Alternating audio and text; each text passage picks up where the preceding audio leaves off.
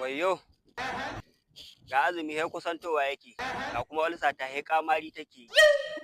Dama ulcer nan daga shekara sai shekara ko ya za a yi a wannan shekara kuma?